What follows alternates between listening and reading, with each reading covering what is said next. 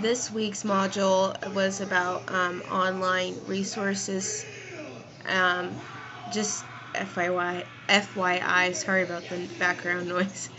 Anyway, I found this module actually really helpful. As a teacher, um, we're going to be having to use in the internet and other resources to um, be able to get some information and some other lesson plans to be using in our classrooms. As being a teacher, you have to be really creative, trying to get the kids to learn. I like the forteachers.org site. I liked how it had different tools available, which had different sites listed on it. I think that was a very useful tool. Sometimes having the other sites available so you can get more information or different technology sites to use in your classroom to integrate it is very useful. I also like the Brain Pop site because everything was really organized. Everything was right there. It was very self-explanatory. You could click on a site, pull up everything you were needing to look. If it's science, you can get your science lesson plans or ideas or whatever you're looking for. The Atomic Learning site, I didn't like that one at all. I thought it was very sloppy. It was very disorganized and confusing.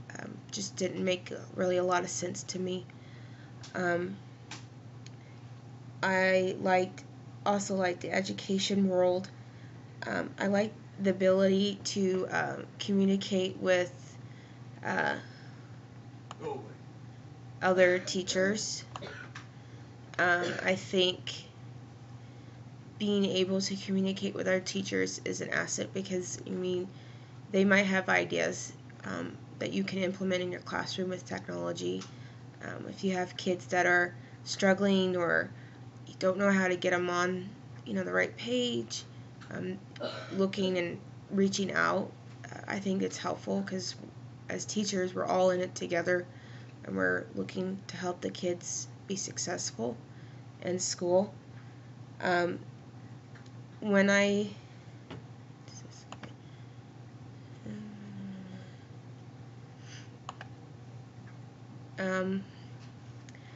did that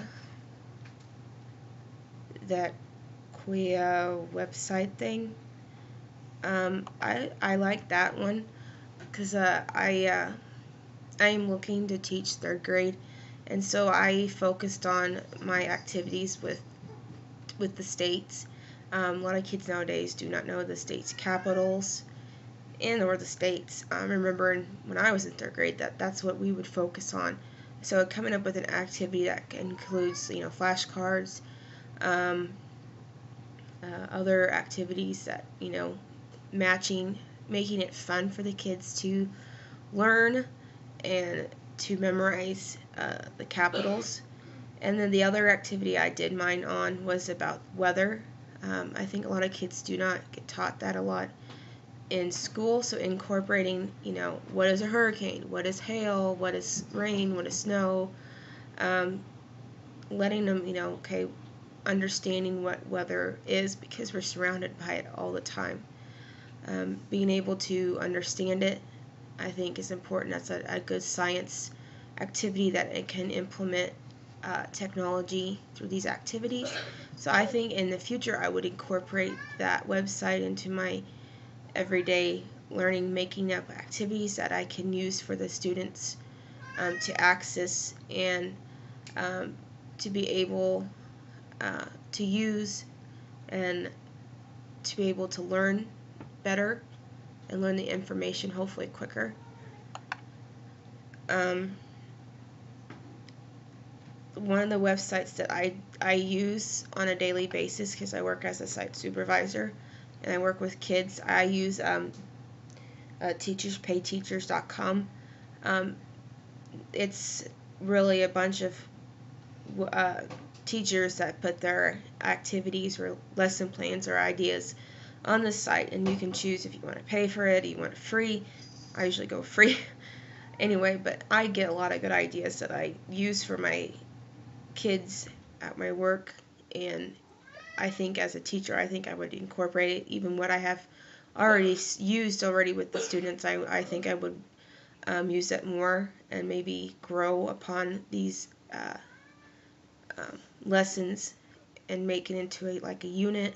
But I think that's what I would do.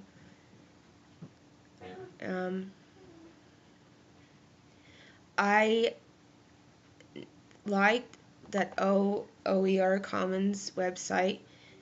I think I would use it if Commons Core is still around by the time we're done.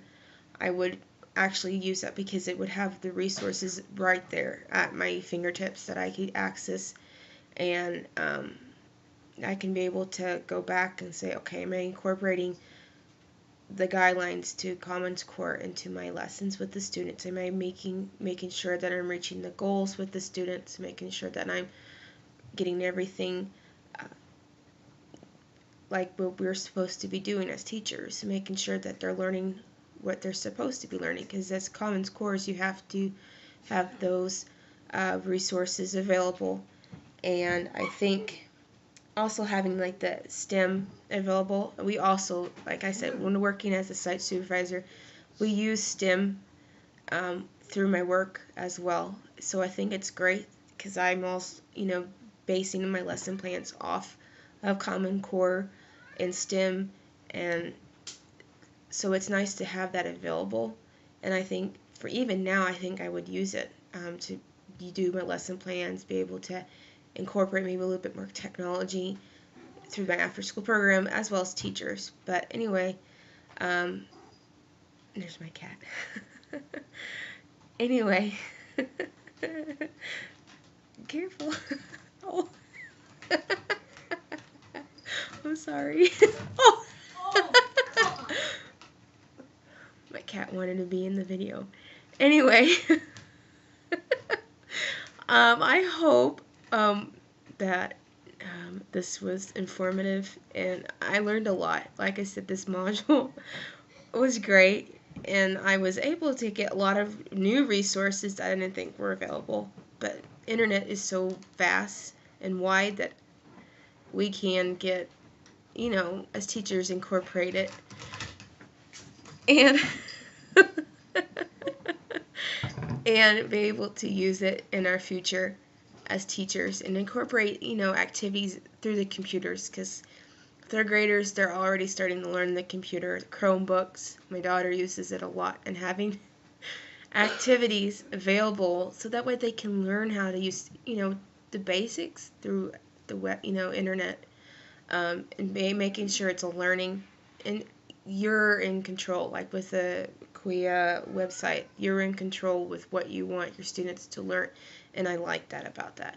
Anyway, I hope this was informative, and sorry it was long. So I guess we'll see y'all next week.